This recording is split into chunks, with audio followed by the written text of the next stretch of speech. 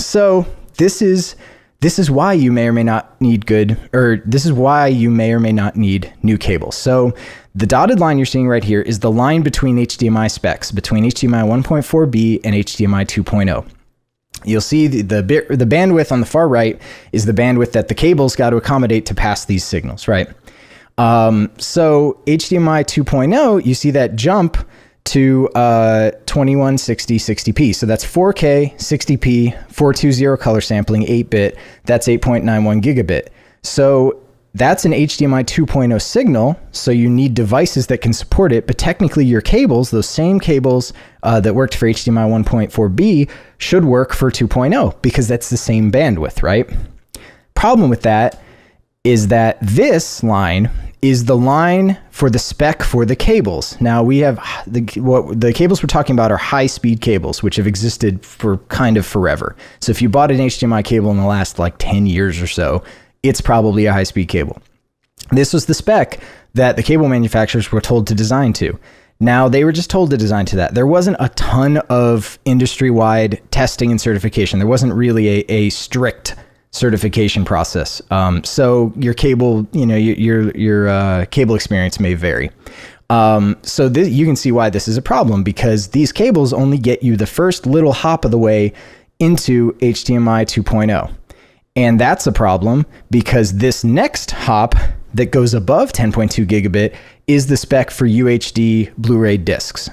So you could have a cable that technically works for HDMI 2.0 that technically shows you a 4K 60 signal, but as soon as you play your UHD disc, it goes black, or you're on the edge of the digital cliff and you start getting little pixels and little, the little sparklies that we get when we're at the edge of the digital cliff. You maybe get some green ringing around the edges. These are all things that I've personally seen in my house, doing poor jobs hooking things up to each other. So you can see how that can be a problem. So then everything from then on up, if you've only got a cable that works at 10.2 gig, you're not going to be able to do any of these other formats that are all the way up there. And that very top format doesn't exist yet, by the way. That 72 gigabit, that's not included in any standard.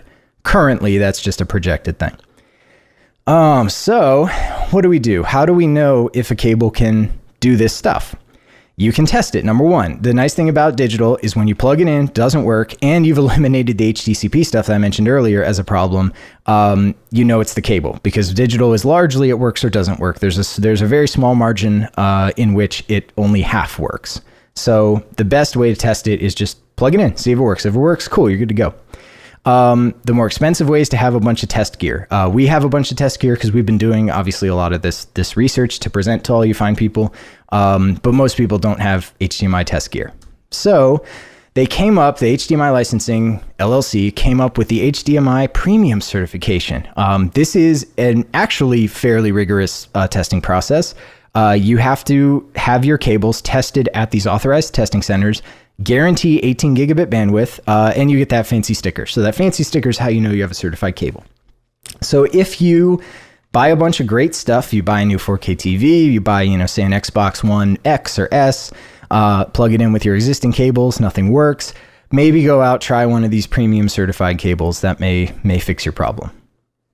But a lot of cables, especially thicker cables, if they used good wire and heavy wire, they will still work up to 18 gigabit. I've got cables that were 1080p cables that are high-speed cables that I've tested at 18 gig and are working just fine. So it's really going to vary wildly. Your existing cables may or may not work. And that's unfortunately the best I can tell you.